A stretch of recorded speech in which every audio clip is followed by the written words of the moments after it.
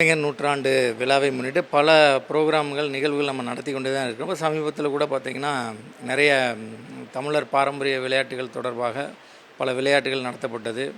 இப்போ உலக அருங்காட்சியக தினத்தினை முன்னிட்டு கார்னீலியன் மணிகள் என்று சொல்லப்படக்கூடிய சூதுபவள மணிகள் தொடர்பான ஒரு கண்காட்சி ஆரம்பிச்சிருக்கிறோம். இந்த சூதுபவள மணிகள் என்பது மதுரை மாவட்டத்தினுடைய பேரையூர் வட்டத்தில் உள்ள சூலபுரம் என்ற ஊரில் கிடைத்த ஒரு பொருள். பரசநாட்டு மலையினுடைய கிழக்கு புறமாக இருக்கக்கூடிய அந்த பகுதிகள், அங்கே இருக்கக்கூடிய பெருங்கற்கால ஈமச் சின்னங்களில் கிடைத்த பல பொருட்களில் சில பொருளை மட்டும் நம்ம இங்கே காட்சிப்படுத்திருக்கிறோம். அதில் குறிப்பாக கார்னீலியன் மணிகள் மட்டும் காட்சிப்படுத்திருக்கிறோம்.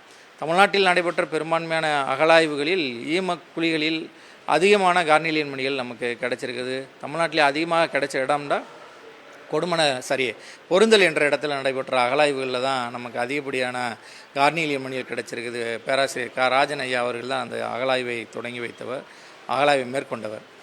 இந்த கார்னீலியன் மணிகள் என்பது இதனுடைய ஒரிஜினல் ரா மெட்டீரியல் என்பது ஆப்கானிஸ்தான், ராஜஸ்தான் போன்ற பகுதிகளில் இருந்து கொண்டு இங்கே உற்பத்தி பண்ணி அதை ஃபினிஷிங் பண்ணி அதை மேலை நாடுகளுக்கு ஏற்றுமதி செய்ததற்கான செய்திகள் நமக்கு இருக்கிறது.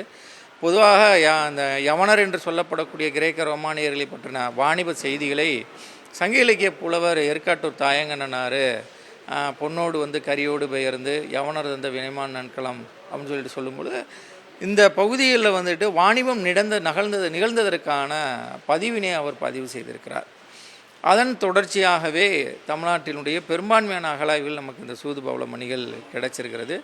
இதற்கு சூதுபவள மணிகள் அல்லது எச்டு கார்னீலியன் மணிகள் என்று சொல்லுவாங்க. எச்டு கார்னீலியன் மணிகள் என்ற வேர்டை முதலில் பயன்படுத்தியவர் மெக்காய் என்று சொல்லப்படக்கூடிய ஒருவர் தான் அதை பயன்படுத்தினார். இன்றைக்கு வரைக்கும் பெரும்பான்மையான அகழாய்வுகளில் இது நடந்துக்கிட்டு தான் இந்த மாதிரியான பொருள் கிடச்சிக்கிட்டே இருக்குது.